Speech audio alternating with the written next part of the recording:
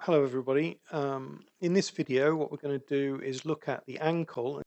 So what I'm going to do is go to the console and pick a patient, and what we're going to do is we're going to use this Phantom. So we're going to go to the Phantom lab and we're going to pick the anatomical foot Phantom.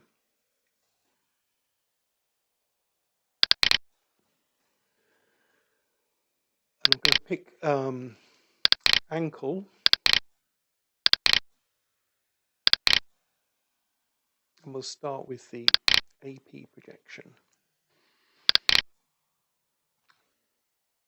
We'll drop this down to something like 60 and 2. Look at your exposure parameters and make sure that they are correct. Okay, so here's our Phantom, and as you can see, this is a dorsiflexed foot, so it's anatomical, so the amount of plantar flexion and dorsiflexion is similar to a patient in the anatomical position. So what we're going to do is we're going to turn the ankle in. So the anatomical position is sort of defined as the third metatarsal straight up in the air. So I'd say that was about right for anatomical. And you can notice that the medial malleolus is going to be higher in this position than the lateral malleolus. Move over to the green area and just make sure that the whole thing is resting on the receptor. I'm going to bring the central. So we've got the lateral malleolus here. We want to be about 3 centimeters above, which is about there for the middle. And so what we're going to do is turn the light beam diaphragm on and collimate to include the distal third of tib and fib and the foot. So I'm happy with that. And we'll hit the expose button.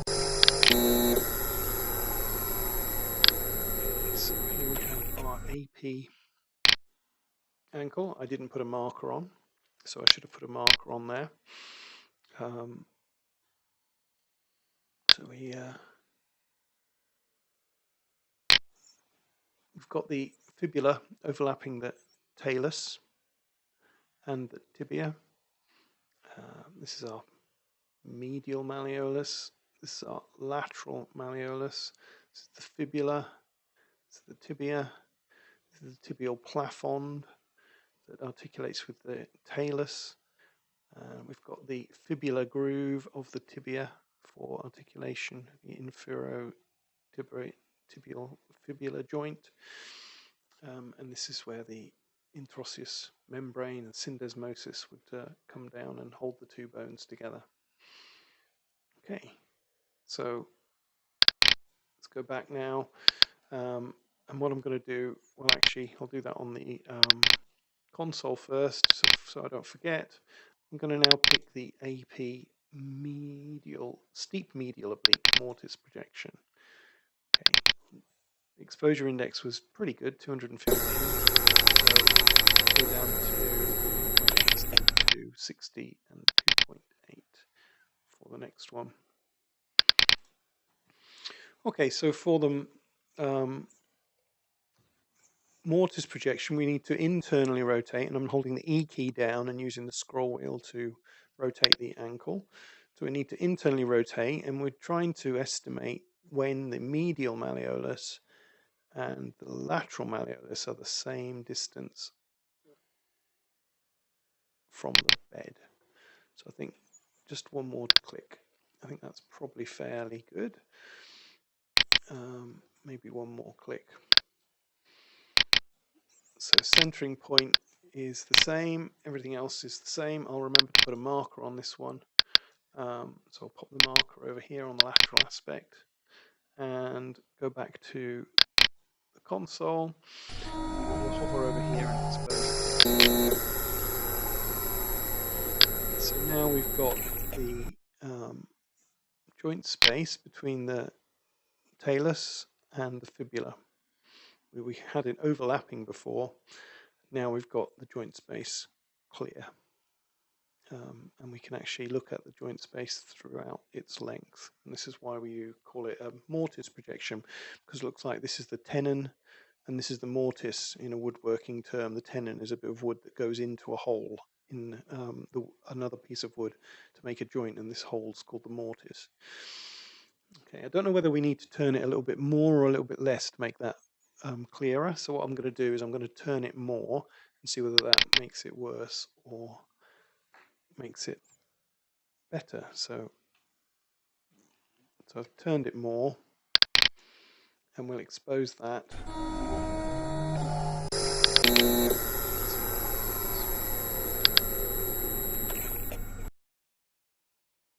So turning it more did open it up slightly more.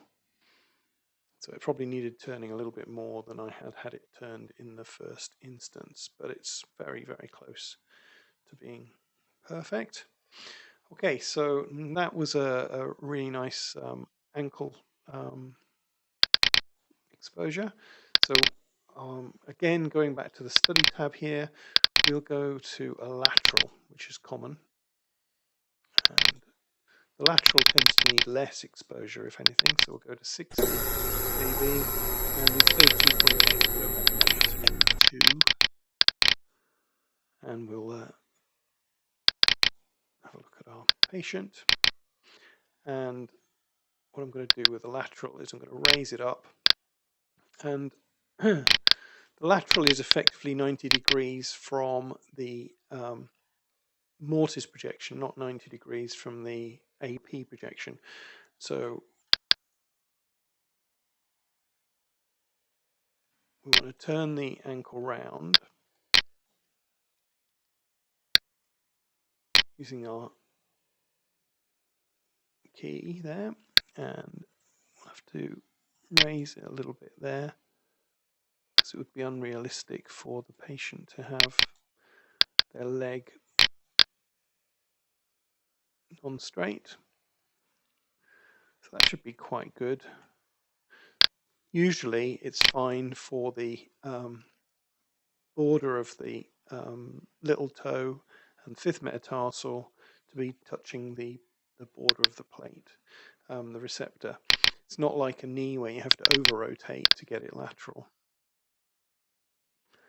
Okay, and then what we're going to do is collimate down. So I'm just aiming for the medial malleolus, collimating down, and put my marker in there, and just sort of bring the receptor into the middle as well. Bring my marker out again. That should be good. And expose that. So this is a lateral ankle.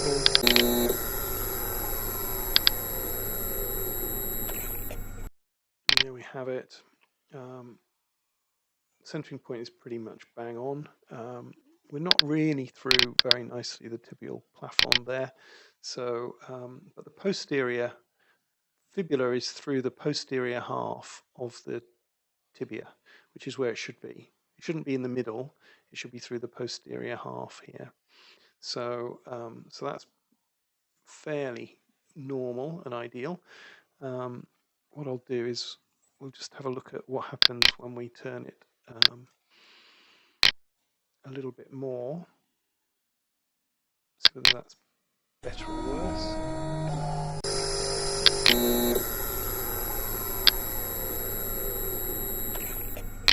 Okay, so that's, you can see that we're now through this joint space a little bit more because we've turned the toes out a little bit. So we'll just try again, a little bit more.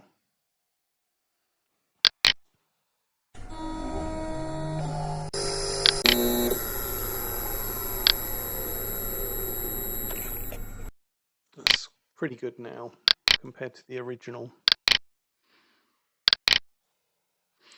So here I was probably a bit too far in the posterior part. Now I'm in the posterior half rather than the posterior third. So this is, looking at this, I haven't got any joint gap here, whereas I have in this one. I am through the joint space, but it's difficult to say. People hold their feet in slightly different ways, and it can be very difficult to judge this.